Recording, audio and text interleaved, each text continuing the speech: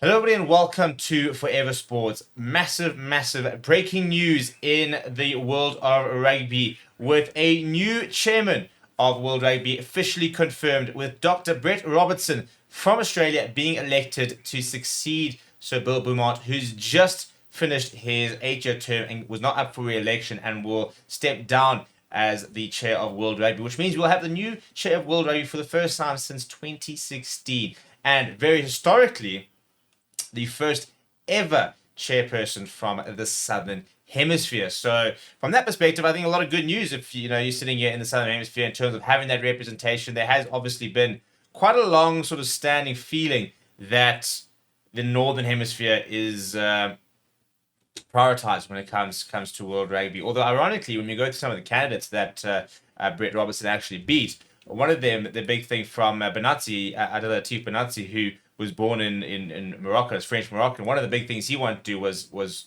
take rugby to Africa. However, he did not win the votes.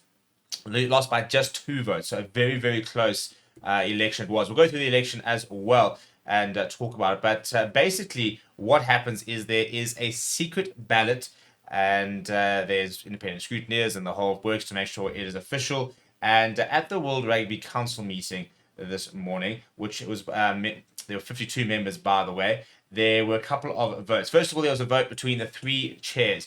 Adelatif Benazzi from France, Andrea Ronaldo, the 70-year-old from Italy, and Brett Robertson from Australia.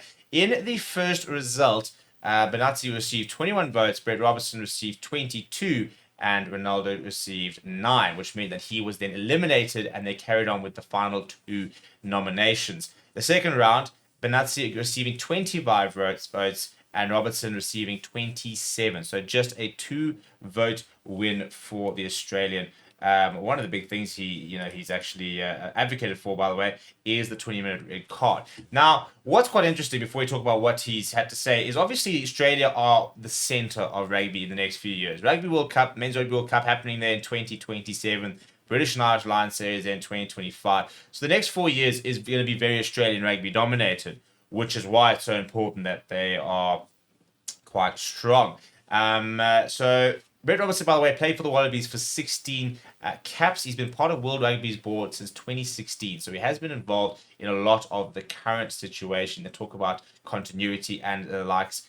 He's been a big supporter in the recent law changes and was supporting the 20-minute red card, which Benazzi wasn't. Obviously, the entire French Union in general was not for the red card rule. But this is basically what he had to say after being elected, and this is basically his mandate.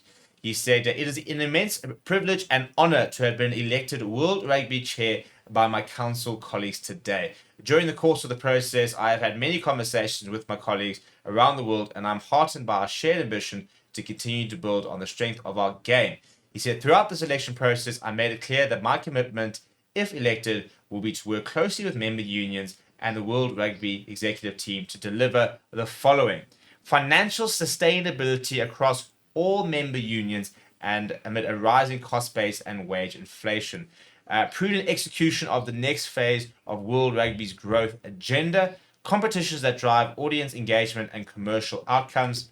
I love the little commercial outcomes there. Obviously, we're moving into the big money talker revolution of rugby. We're going to be talking about a lot of competitions on neutral ground, different tournaments, for example, anything that's going to bring in some dough.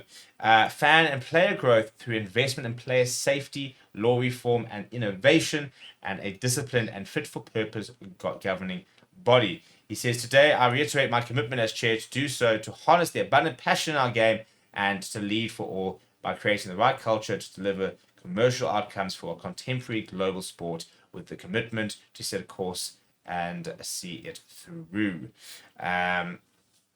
So, as I mentioned, he succeeds Beaumont, whose maximum 8-year term has officially ended. Among many highlights, it says that Beaumont will be remembered as a leader who delivered historic governance and an international calendar reform, which we still obviously need to finish, men's and women's Rugby World Cup expansions, and a modernized Rugby World Cup hosting model, focused on delivering growth and impact and the boom in the women's game. He also steered the sport through the turbulence of the global pandemic while deepening relationships with professional leagues and player bodies.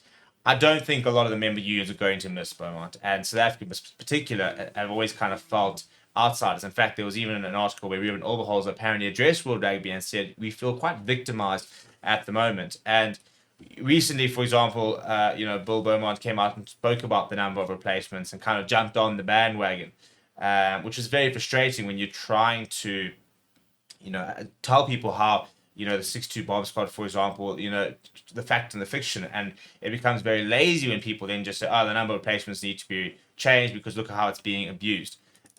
So yeah, his tenure is come to an end. I think the main thing, probably the biggest good was probably the development of the Women's World Cup during that year. We've had a very good Women's World Cup a few years ago. I think next year will be the biggest one. I still maintain not enough is being done to grow more member unions and bigger member unions. Namibia, Uruguay, Chile, these are nations that were at the World Cup last year but didn't compete. They need to become more competitive. We need more competitive nations at a World Cup. It's not just about expanding the World Cup. It's about how do you give the support to these nations to then be competitive at this World Cup. So we'll obviously have more details about the vision of Brett Robertson when he starts his tenure and things start to take place. But at the moment, it is a new era for World Rugby. We've actually put a video out about the law amendments to come out very shortly as well, because that was also voted on.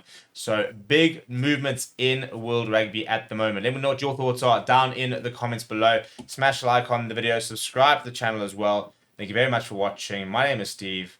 I'll chat to you soon.